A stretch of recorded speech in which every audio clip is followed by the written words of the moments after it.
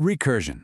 I know it's one of those topics that can really feel like a brain bender, but today we're going to crack it open by mastering one single powerful pattern. We'll use this one idea to solve two classic problems, reversing an array and checking if a word is a palindrome. So let's dive in and see how they're secretly the same problem. So, let me ask you a question. Imagine you're faced with just a huge, overwhelming task. I mean, it could be anything, right? Organizing a massive library, sorting a million photos on your computer. Where do you even start? How do you tackle something that big without just giving up? Well, the answer is actually incredibly simple, but it's also really profound. You just do one tiny, manageable piece of the job. And then, and this is the important part, you trust that the very same process can handle the rest of the problem, which is now just a little bit smaller. That idea right there is the absolute heart of recursion. Okay, so to really get our heads around thinking recursively, let's start with something familiar, something we're all comfortable with. We're going to reverse an array the way most of us probably learned it the first time, with a good old-fashioned loop. Right, the classic two-pointer method. You know this one. You stick a pointer at the very beginning, let's call it L for left, and another at the very end, R for right. You swap what they're pointing at, then you just nudge them both one step closer to the middle. And you just keep doing that. Swap, move, until they finally meet or cross each other. Done. Simple, and it totally works. Now for the fun part.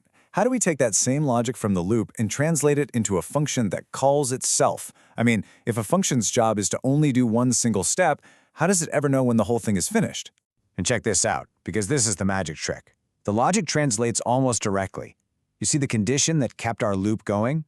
The while L less than R? In recursion, we just flip it on its head. That becomes our stopping condition. If L greater than or equal to R, we're done. Just return. We call this the base case, and it's the most important part of any recursive function. I find it helps to think of the function as a person with a very specific job description. It says, look, my only job is to swap the two outermost elements. That's it. Once I've done that, I'm just going to hire a clone of myself to take care of the smaller chunk that's left in the middle. Let's actually trace it out. Imagine we have an array with 5 elements, so that's indices 0 to 4. Our very first call to the function is reverse with the pointers at the absolute ends, 0 and 4. It does its one job. It swaps them. But wait, that first function isn't gone. It's just paused. It's holding its breath, waiting. Because right after the swap, it makes a new call to reverse, this time passing in the new pointers, 1 and 3, for that inner part. Now this new function does its one job and swaps those two elements. And this process just continues. The second function calls a third one, reverse ARR2. But this time, look, the left and right pointers are the same. Our base case, L greater than or equal to R, is finally true. So this function just says, I'm done, and returns immediately. That allows the previous function to finally finish, which allows the first function to finish. They all unwind, and boom, the array is fully reversed. Okay, that two-pointer method works perfectly fine. It's solid, but can we make it a little cleaner, a little more elegant? What if we didn't have to keep track of two different variables?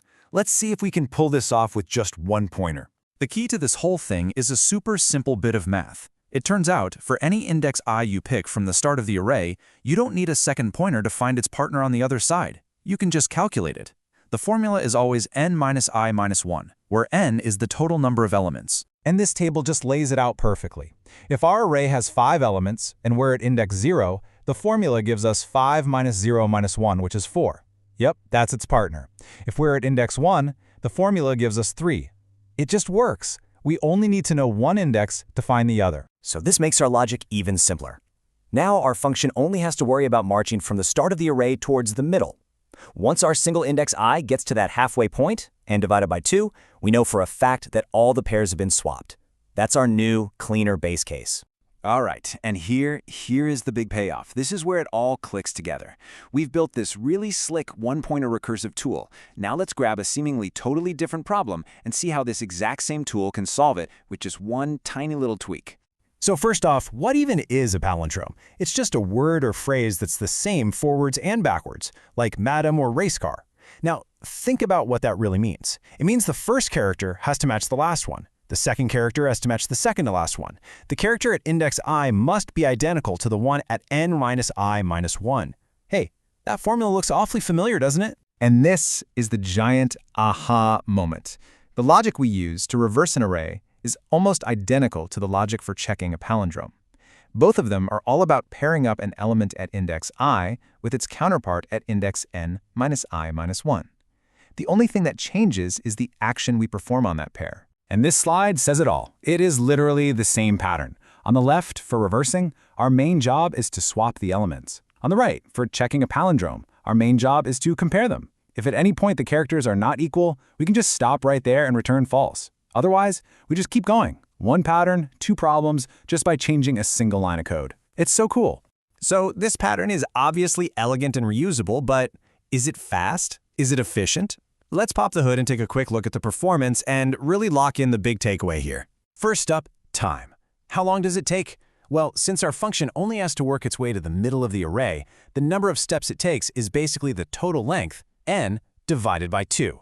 Now, in big O notation, we kind of ignore constants, so we just call this O of n, or linear time. It's a really efficient way to solve the problem. Okay, what about memory or space? Well, remember how each function call gets paused and waits for the next one? That creates something called the call stack. Think of it like a stack of plates. That stack gets deepest right when we hit the middle of the array, so its maximum height is also, you guessed it, n divided by 2. Again, we just simplify this to O of n. So if you only take one thing away from this today, let it be this three-step pattern. This is the blueprint. First, figure out your base case. When do you stop?